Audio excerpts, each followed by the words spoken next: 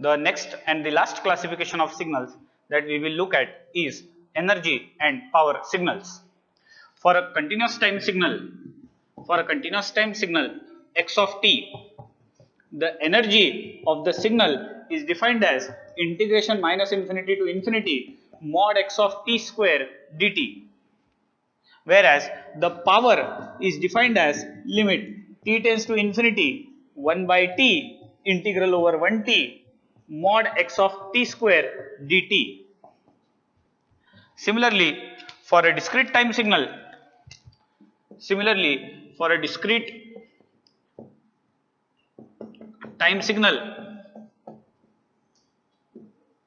x of n, the energy will be defined as very similar to continuous time. Summation integration will become summation n is from minus infinity to infinity mod x of n square, and power is given by limit n tends to infinity 1 upon 2n plus 1 summation n is from minus n to plus n mod x of n whole square. These are the definitions for energy and power signals for continuous time and discrete time. Next, there are three conditions to categorize the energy and power signals. First, if the energy is finite, the power will always be 0. You don't have to calculate. If your calculated energy is finite, then power will always be 0 and signal is classified as energy signal. Similarly, if power is finite, energy will automatically be infinite and the signal will be called as a power signal. If energy is infinite and power both are infinite, then we will say that the signal is neither energy nor power.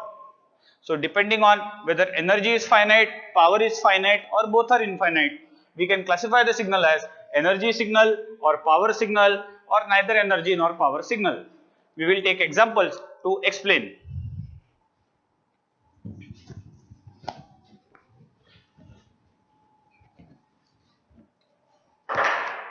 Let us start with first example, which is x of t is equal to e to the power minus at u of t. We will start with the energy calculation. The energy calculation E is given by integration minus infinity to infinity mod x of t square dt. Because of the unit step signal u of t, the integration will start from 0 to infinity mod e raised to minus at square dt. Unit step goes from 0 to infinity and the value of unit step is always 1. So this energy will be integration 0 to infinity e raised to minus 2t dt. The integration of e raised to minus 2t is minus 2at divided by at within the limit 0 to infinity. So this will be e raised to minus infinity minus e raised to 0 upon minus 2a. There is no t here, minus 2a. So E is given by 0 minus 1 upon minus 2a. So E is 1 by 2a.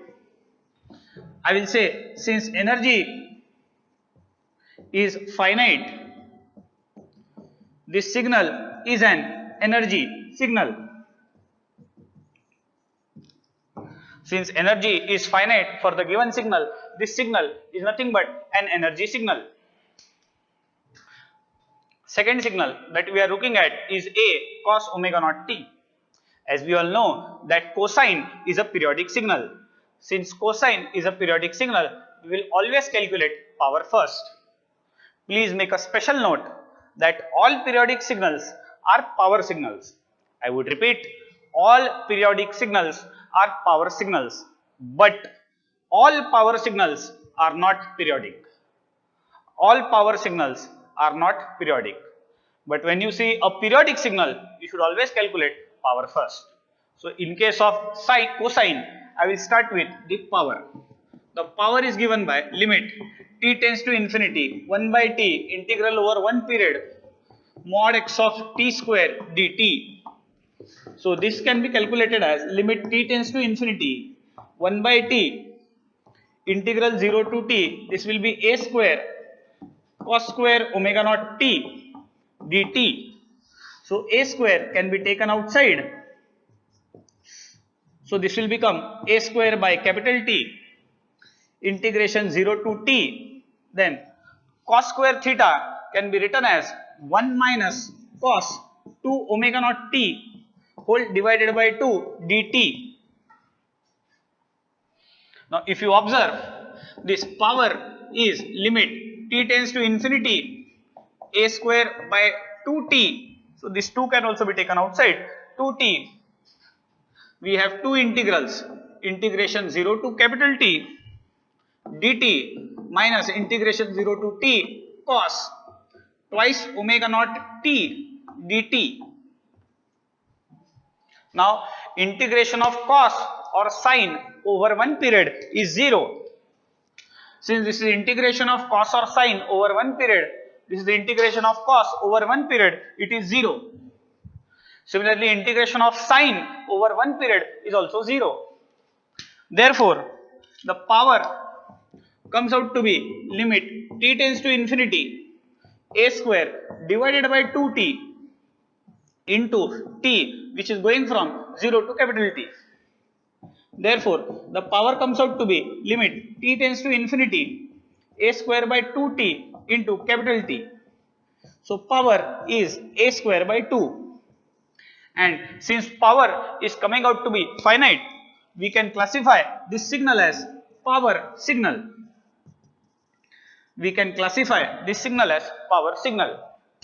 Now as you can observe, cosine is a power signal. Very similarly, we can also prove that sine is a power signal. The power of cosine signal is a square by 2, that is amplitude square by 2. Similarly, the power for sine will also be a square by 2, that is amplitude square by 2. What we observe is that the power depends only upon amplitude. It does not depend on frequency, it does not depend on phase. It only depends on amplitude of the signal.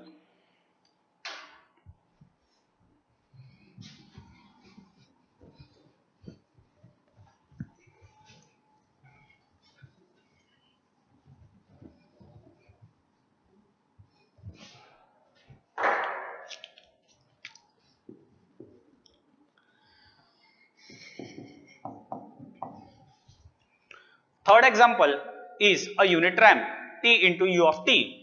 Let us start with the energy. Energy is given by minus infinity to infinity mod x of t square dt.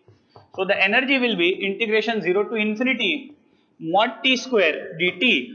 The integration of t square is t cube by 3 within the limit 0 to infinity. So this will be infinity cube minus 0 cube by 3. So energy comes out to be infinity. Next, since energy is infinite, we will calculate power. So power will be limit t tends to infinity 1 by t integration 0 to t mod x of t square dt. So power will be limit t tends to infinity 1 by t 0 to t, this is t square dt. So if you solve this integration,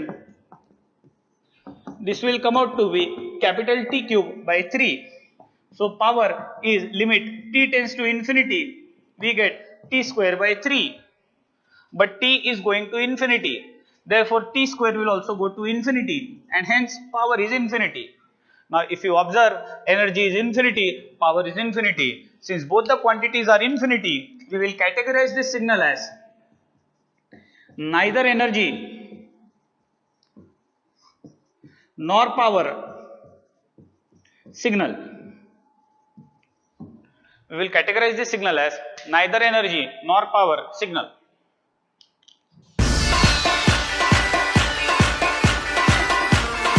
Fourth question, let us find whether unit step is energy signal or power signal. We will start with energy. The formula of energy is minus infinity to infinity mod x of t square dt. So energy will be 0 to infinity mod 1 square dt. But integration of 1 will be t within the limit 0 to infinity. So energy comes out to be infinity. Let us calculate power. So power will be limit t tends to infinity 1 by t integration 0 to t mod 1 square dt. So power comes out to be limit t tends to infinity 1 by t, and this will be t within the limit 0 to t. So power comes out to be limit t tends to infinity 1 by capital T into capital T. So capital T would get cancelled, power comes out to be 1. And since power is finite, we can say that this is a power signal. This is a power signal. So power is finite, energy is infinite, and when this happens, we say it is a power signal. Fifth, x of n is 1 by 2 to the power n u of n. Now this is a discrete time signal. For a discrete time signal, the energy E is given by summation n is from minus infinity to infinity mod x of n whole square. So energy in this case will become n is equal to 0 to infinity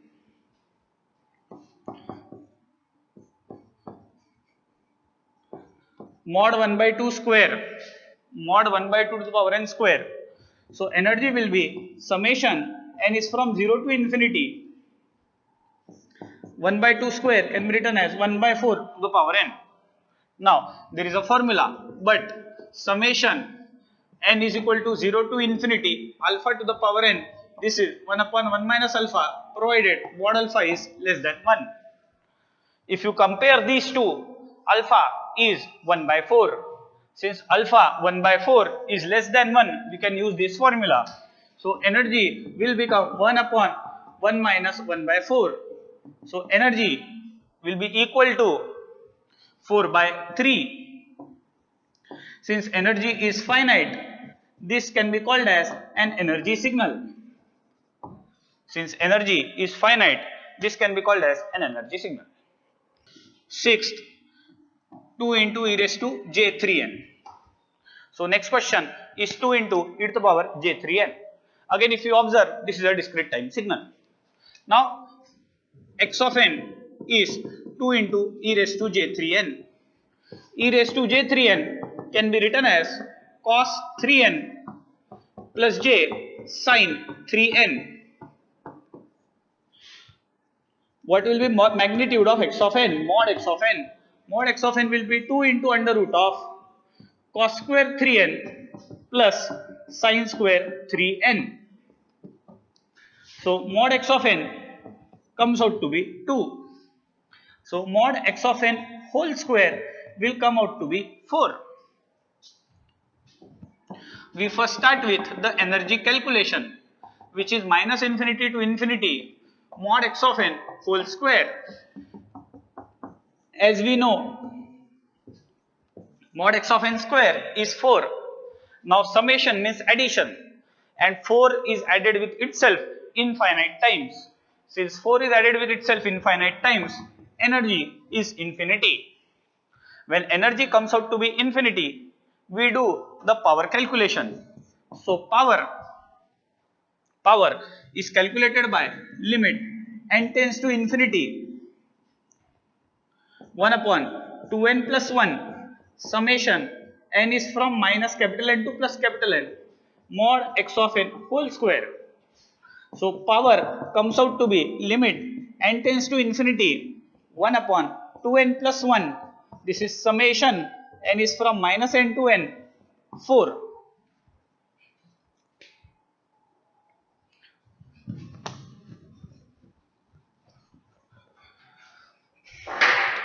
So the power is given by limit n tends to infinity 1 upon 2n plus 1 into this 4, but this 4 is added from minus n to plus n.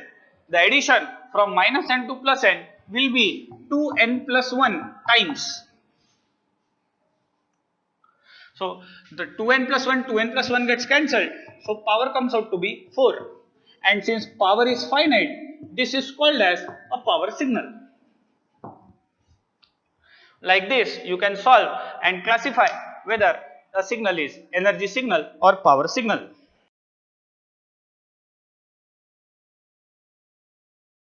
The question says that signal f of t has energy E. We have to find the energy of signal f of 2t. So since E is the energy of signal f of t, we will say E is integration minus infinity to infinity mod f of t square dt. E is the energy of signal f of t. We want to find the energy of signal f of 2t. Let us say E dash is the energy of signal f of 2t. We will make a substitution. We will say put 2t, let us say, is equal to y. So 2 dt by dy will be equal to 1. So dt can be substituted as dy by 2. So if we look at the E dash will be integration minus infinity to infinity mod f of y whole square dt becomes dy by 2. So E dash can be written as 1 by 2 integration minus infinity to infinity mod f of y whole square dy. But y is just a variable and y can be replaced by t. So I can write this as mod f of t square dt. But integration mod f of t square dt is energy capital E. So E dash is capital E by 2. Therefore, just to summarize, if f of t has energy capital E, then f of 2t has energy capital E by 2.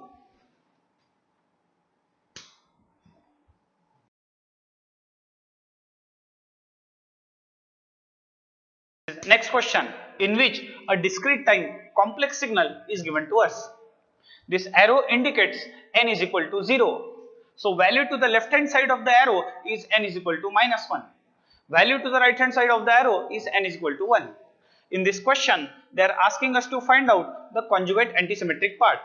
To find out the conjugate antisymmetric part, the conjugate antisymmetric part is given by x of n minus x star of minus n divided by 2.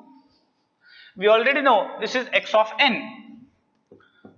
X of n is minus 4 minus j 1 plus 2j and 4. X of minus n will be 4 1 plus 2j minus 4 minus j minus 4 minus j 5. I need to correct. Now what will be conjugate of x star of minus n? So x star of minus n will be, this will be 4, this is 1 minus 2j and this will be minus 4 plus j5. So in conjugate, plus j becomes minus j and minus j becomes plus j. Now we have to subtract these two. What will be the subtraction of x of n minus x star of minus n? So the subtraction of x of n with x star of minus n will be, so we have minus 4 minus j5. From this I have to subtract minus 4. Then we have 1 plus 2j, from which we have to subtract 1 minus 2j. And the third value we have is 4, from which we have to subtract minus 4 plus j5. So x of n minus x star of minus n comes out to be minus 8 minus j5. If you solve this, I think this will be 4j, because 1 gets cancelled, 2 plus 2j is 4j, and this comes out to be 8 minus j5. But to get antisymmetric part, we have to divide this by 2. So x conjugate antisymmetric part of n will be given by x of n minus x star of minus n divided by 2. So if you divide every value by 2, this becomes minus 4 minus j 2.5. 2j minus 4 minus j 2.5, 2j and 4 minus j 2.5. This is the conjugate antisymmetric part of the given signal.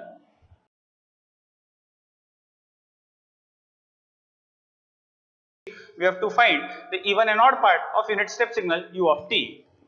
As we all know, u of t signal is 1 from 0 to infinity. If you observe the unit step signal is neither even nor odd. So we can divide this signal into two parts, an even part and an odd part. To divide this signal into even part and odd part, we start with u of minus t. So u of minus t is 1 from 0 to minus infinity. Then we have u of t plus u of minus t, which is always 1. So u of t plus u of minus t divided by 2 will be u even of t, which is the even part, and the even part will be 1 by 2. So I can write that the even part u even of t is equal to half. Let us find the odd part. Now to find the odd part, we have to subtract.